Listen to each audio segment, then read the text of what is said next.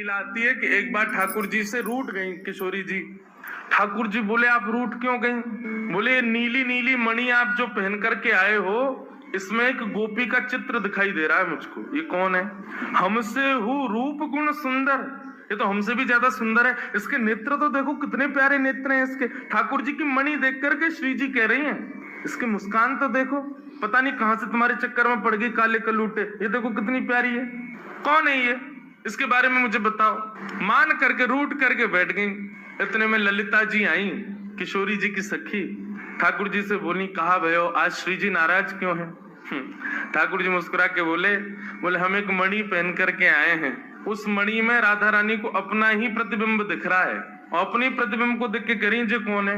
ये हमसे भी ज्यादा सुंदर है, ये इतनी हंस क्यों रही है, इसकी आंख इतनी सुंदर क्यों है, ये तुम्हारे चक्कर में कहां से पड़ गई? इस बात से मान करके बैठी। इतनी बोली है राधा रानी, तो राधा रानी मान करती हैं। पर एक दिन किशोरी जी ठाकुर जी से बोली कि आज आप मान करो। ठाकुर जी बोले नहीं आप ही करो, हमसे मत करवाओ। श्री जी बोली नहीं आप रोज मनाते हो हमको, हम आज मनाएंगे आपको, आप मान करो। ठाकुर जी बोले रहने दो ना, आप बड़ी कोमल हो, कहां तक मनाओगी हमको? नहीं नहीं नहीं हम मनाएंगे आपको, आप मान करो। ठाकुर जी बोले देख लो हम कर लेंगे। फिर बोले नहीं करो। सोई ठाकुर जी ने मान कर लिया। ठाकुर जी रूठ के बैठ गए श्री जी से। अब श्री जी ठाकुर जी को मना रहे हैं।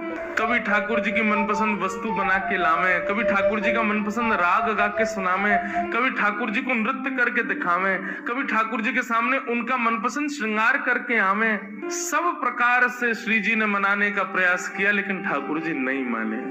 और मान लीला का ये नियम है कि सूर्यास्त तक मना सको तो मना लो, सूर्यास्त के बाद मान खत्म हो जाएगा। यदि मान में मना लिया तो मनाने वाला जीत जाएगा, और यदि मान सूर्यास्त तक नहीं मना पाए तो इसने मान किया वो जीत जाएगा। कैसा प्रेम है। सूर्यास्त हो गया महाराज, सूर्यास्त होके श्री जी आके बगल में बैठ गए। बोले ठीक है हम हार गए, अब मान छोड़ दो। लेकिन ठाकुर जी बिना कुछ बोले मान में ही चले गए। श्री जी बोली ये नियम नहीं है, सूर्यास्त के बाद मान खत्म करना होता है, आप तो मान में ही जा रहे हो। ठाकुर जी कुछ नहीं बोले, चले गए नंद भवन। श्री जी को रात भर नींद नहीं आई। बोले कि ऐसा कैसा मान किया कि रात में बात भी नहीं करके गए। दूसरे दिन फिर ठाकुर जी गौचारण के लिए आए। श्री जी आई, ठाकुर जी अब भी मान में ही बैठे थे। श्री जी बोली देखो ये बहुत ज्यादा हो रहा है, आप कल से मान करके बैठो, रात में बात भी नहीं करके गए और अभी भी मान कर रहे हो।